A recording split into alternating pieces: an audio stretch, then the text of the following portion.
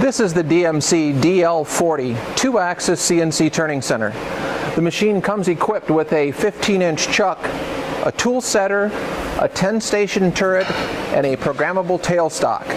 The machine is equipped with 30 horsepower main spindle drive, a ZF gearbox that delivers a tremendous amount of low-end torque, the standard Fanuc 0i TD control, and all the accessories that come with a standard machine.